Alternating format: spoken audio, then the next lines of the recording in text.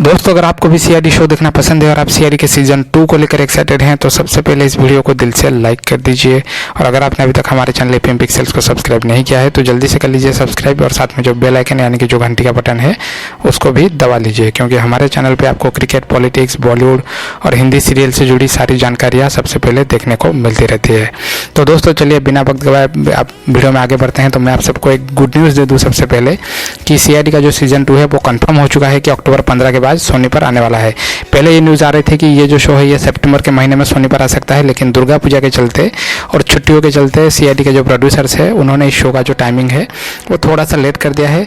और आप सबको पता हुआ कि अब रात को 10 बजे कपिल शर्मा शो देता है, उसके बाद क्राइम पेट्रोल देता था, लेकिन क्राइम पेट्रोल जो है वो अभी रात 12 बजे देगा। और कपिल शर्मा शो के बाद ये जो सीआईडी का सीजन 2 है ये बहुत ही जल्द चालू होने वाला है। और ये जो शो है अक्टूबर 15 के बाद ही सोनी पर आ जाएगा। इसका प्रोमो जो है वो सोनी पल पर भी आ चुका है, आप जाके सोनी पल पर भी देख सकते हैं इसका प्रोमो। और इसकी जो टाइमिंग है वो रहेगी रात 10 से 11 बजे तक हर शनिवार और रविवार।